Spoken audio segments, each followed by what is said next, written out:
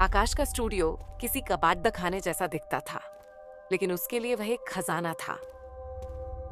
पुराने microphone, analogue recorder और तारों के जंजाल के बीच वह उन आवाजों को जिंदा करता था जिन्हें दुनिया खामोश मान चुकी थी। उसका पॉडकास्ट खामोशी की आवाज भारत की उन भूली बिसरी जगहों को समर्पित था जहां इतिहास अब सिर्फ सिसकियों में बात करता था। इस बार उसका जुनून उसे भारत के उस विशाल रेलवे नेटवर्क के खंडहरों तक ले आया था, जहां जंग खाती पटरियां अब जंगलों में गुम हो चुकी थीं और वीरान स्टेशन किसी बूढ़े की सूनी आंखों की तरह आसमान को ताकते थे। अपने नए सीजन के लिए आकाश ने एक ऐसी जगह चुनी जो जितनी खूबसूरत थी उतनी ही बदनाम, बड़ोग सुरंग। कालका शिमला रेल लाइन पर सुरंग नंबर 33, जो अपनी इंजीनियरिंग के लिए नहीं बल्कि अपने इंजीनियर की दर्दनाक कहानी के लिए जानी जाती थी।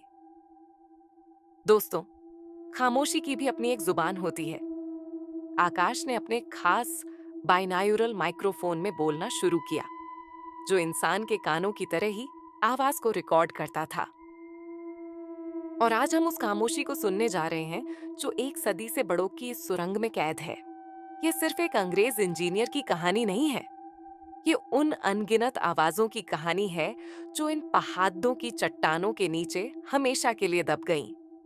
चलिए, इन लोहे के दैत्यों के पीछे छिपी उन अनसुनी सिसकियों को खोजते हैं। उसका मिशन सिर्फ एक पॉडकास्ट बनाना नहीं था। वह इतिहास के उन अनकहे शब्दों को रिकॉर्ड करना चाहता था जो पत्थरों और लोहे में अपनी छाप छोड़ डाल गए थे। बड़ोग पहुंचकर आकाश को लगा जैसे वह समय में पीछे चला गया हो। चीदेह के ऊंचे पेद्दों से घिरा छोटा सा खूबसूरत स्टेशन, लेकिन इस खूबसूरती के पीछे एक अजीब सी उदासी थी। उसने पास के एक छोटे से कैफे में एक बुजुर्ग से बात की, जिनका नाम दीवान चंद था और जिन्होंने अपनी पूरी जिंदगी यहीं गुजारी थी। कर्नल बड़ोग एक अच्छा आदमी था बेटा, दीवान चंद ने चाय का कप आगे बढ़ाते हुए कहा, पर उससे एक गलती हो गई। सुरंग दोनों सिरों से एक साथ खोदी जा रही थी, पर उसका हिसाब गड्ढा बद्धा गया और दोनों सिरे कभी मिले ही नहीं। अंग्रेज सरकार ने उस पर 1 रुपये का जुर्माना लगाया। उस जमाने में ये बहुत बड़ी बेइज्जती थी। साहब ने उसी सुरंग के पास खुद को गोली मार ली। आज भी लोग कहते हैं कि रात को सुरंग के पास से गुजरो तो कोई अंग्रेजी में बात करता हुआ सुनाई देता है, जैसे कोई हिसाब लगा रहा हो। दीवान चंद ने अपनी आवाज धीमी की, पर असली डर साहब का नहीं है।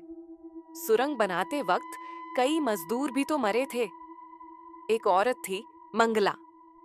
कहते हैं सुरंग में काम करते वक्त चट्टानें गिरी और वह अपने छोटे से बच्चे के साथ वहीं दब गई। कुछ लोग कहते हैं कि आज भी सुरंग के अंदर से किसी औरत के लोरी गाने की आवाज आती है। आकाश ने यह सब रिकॉर्ड कर लिया। उस रात उसने अपने अत्याधुनिक साउंड उपकरण सुरंग के मुहाने पर स्थापित किए। उसका मकसद सुरंग की प्राकृतिक खामोशी को रिकॉर्ड करना था।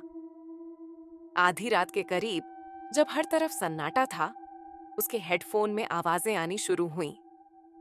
पहले तो सिर्फ हवा की सरसराहट थी, फिर एक बहुत ही धीमी, लगभग न सुनाई देने वाली आवाज आई, जैसे कोई पत्थर पर पत्थर रख दाच रहा हो, और फिर एक बहुत ही हल्की, दर्द भरी धुन, जैसे कोई औरत लोरी गुनगुना रही हो। आकाश के रोंगटे खद्दे हो गए। उसके उपकरणों के ग्राफ पर ध्वनि की तरंगें साफ दिख रही थीं। ये उसका वहम नहीं था। खामोशी में वाकई कोई बोल रहा था। अगले दिन आकाश शिमला के राजकीय पुस्तकालय के धूल भरे आर्काइव में बैठा था। वह बड़ोग सुरंग के निर्माण से जुद्दे पुराने दस्तावेज खंगाल रहा था। आधिकारिक रिपोर्ट में कर्नल बड़ोग की गलती और उसकी आत्महत्या का विस्तृत विवरण था, लेकिन मजदूरों की मौत का जिक्र बस एक लाइन में था। निर्माण के दौरान कुछ मामूली दुर्घटनाएं हुई। घंटों की तलाश के बाद उसे एक पुराने पीले पड्डी DDH चुके रजिस्टर में कुछ मिला। यह उस समय के एक स्थानीय फोरमैन की निजी डायरी थी। उसमें उस दिन का जिक्र था जब मंगला और लगभग 1 दर्जन दूसरे मजदूर सुरंग के अंदर एक भूस्खलन में दब गए थे। फोरमैन ने लिखा था, मैनेजर साहब कहते हैं कि काम नहीं रुकना चाहिए। उन लाशों को निकालने में हफ्तों लगेंगे और लंदन से कोयले की खेप लेट हो जाएगी। हमने सुरंग के उस हिस्से को हमेशा के लिए बंद कर दिया है। उन बेचारों की कब्र भी वही सुरंग बन गई। मंगला अपने बच्चे को लोरी सुना रही थी जब चट्टानें गिरी। मुझे लगता है उसकी आवाज हमेशा के लिए इन पत्थरों में कैद हो गई है। आकाश का दिल बैठ गया। ये एक त्रासदी थी जिसे जानबूझकर छिपाया गया था।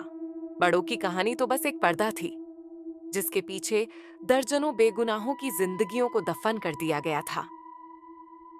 ये स्टोन टेप थ्योरी जैसा कुछ था, जहां तीव्र भावनाओं और ध्वनियों की ऊर्जा पत्थरों में रिकॉर्ड हो जाती है और सही परिस्थितियों में बार बार प्ले होती है। लेकिन यहाँ कुछ और भी था। ये सिर्फ एक रिकॉर्डिंग नहीं थी, ये जिंदा महसूस हो रही थी।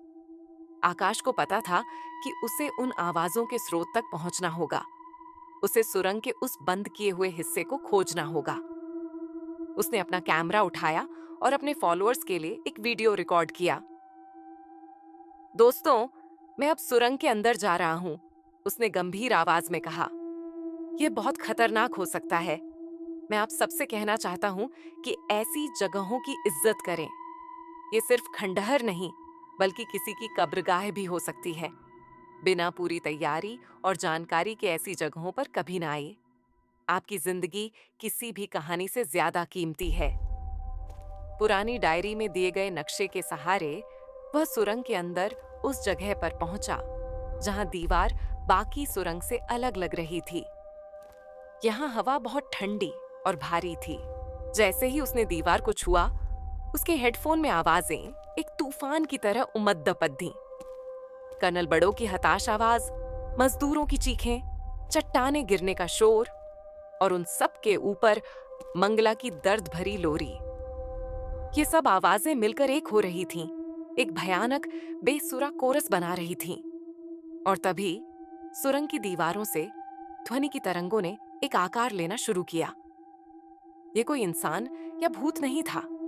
ये आवाज का एक बवंडर था, एक शब्द पिशाच, एक ऐसा ऊर्जा का पुंज जो उन सभी फंसी हुई ध्वनियों और दर्द से बना था। उसका कोई चेहरा नहीं था, बस उस कांपते हुए ध्वनि पुंज के बीच एक खालीपन था जो किसी खुले हुए मुंह जैसा लग रहा था, जो नई आवाजों को निगलने के लिए तैयार था। वह आकाश की ओर बढ़ा, उसकी खामोशी को, उसकी अपनी आवाज को सोखने के लिए। आकाश चीखना चाहता था, लेकिन उसके गले से कोई आवाज नहीं निकली। वह ध्वनि पिशाच उसकी आवाज को उसके अंदर ही कैद कर रहा था। आकाश जमीन पर गिर गया। उसका दिमाग सुन्न हो रहा था। उसे लगा कि वह भी हमेशा के लिए इस खामोशी का हिस्सा बन जाएगा। लेकिन वह एक साउंड इंजीनियर था। वह आवाज से लड़ना नहीं, उसे समझना जानता था। डर के उस चरम पर उसने अपनी हिम्मत बटोरी और अपने बैग से एक छोटा शक्तिशाली स्पीकर और अपना लैपटॉप निकाला। उसने अपने रिकॉर्डर को लैपटॉप से जोड़ा। स्क्रीन पर उन सभी भयानक आवाजों की तरंगें एक दूसरे से टकरा रही थीं, एक अराजक ग्राफ बना रही थी। उसने लड़ाने के बजाय उन आवाजों को अलग करना शुरू किया। उसने कर्नल बड़ों की आवाज को फिल्टर किया, मजदूरों की चीखों को अलग किया और फिर उसने मंगला की लोरी की आवृत्ति को पकड़ दाच लिया। वह उन सब में सबसे स्थिर और शक्तिशाली थी। वह नफरत की नहीं, बल्कि एक मां के प्यार की आवाज थी। आकाश को एहसास हुआ कि यही कुंजी है। उसने इंटरनेट से पहाड़ी लोक संगीत की एक शांत, पवित्र धुन डाउनलोड की। एक ऐसी धुन जो पीढ़ियों से यहाँ के लोग अपने बच्चों को सुलाने के लिए गाते आए थे। उसने उस धुन को मंगला की लोरी की आवृत्ति के साथ मिलाया। फिर उसने अपनी पूरी हिम्मत बटोरकर उस नई शांत धुन को अपने शक्तिशाली स्पीकर पर पूरी आवाज में बजा दिया। सुरंग उस पवित्र संगीत से गूंज उठी। एक पल के लिए शब्द पिशाच और भी ज्यादा हिंसक हो गया, लेकिन फिर वह शांत धुन उस अराजकता पर हावी होने लगी। मंगला की लोरी की दर्द भरी आवृत्ति अब उस नई उम्मीद भरी धुन के साथ मिल रही थी, जैसे कोई उसके दर्द पर मरहम लगा रहा हो। धीरे धीरे वह भयानक ध्वनि पुंज बिखरने लगा। मजदूरों की चीखें शांत हो गईं। कर्नल बड़ों की हताश आवाज एक गहरी सांस में बदल गई और मंगला की लोरी वह अब दर्द भरी नहीं बल्कि सुकून भरी लग रही थी। आखिरकार सारी आवाजें एक शांत ओम की ध्वनि में विलीन हो गईं और फिर पूरी तरह खामोश हो गईं। सुरंग में अब कोई डरावनी खामोशी नहीं थी, बस एक गहरी प्राकृतिक शांति थी। आकाश का पॉडकास्ट बड़ों की अनसुनी सिसकियां वायरल हो गया। उसने सिर्फ एक भूत की कहानी नहीं बताई, बल्कि उन गुमनाम मजदूरों की त्रासदी को दुनिया के सामने रखा। उसकी रिपोर्ट के आधार पर रेलवे ने जांच की और सुरंग के पास उन सभी मृतकों की याद में एक स्मारक बनवाया। आकाश को बहुत प्रसिद्धि मिली, लेकिन उसके लिए असली इनाम कुछ और था।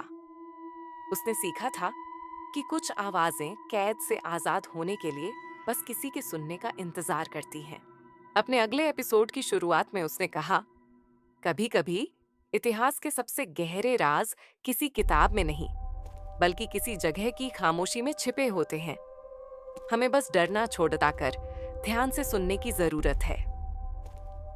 बड़ों की सुरंग अब एक डरावनी जगह नहीं थी, बल्कि एक सबक थी कि सहानुभूति की आवाज नफरत और दर्द की किसी भी चीख से ज्यादा शक्तिशाली होती है।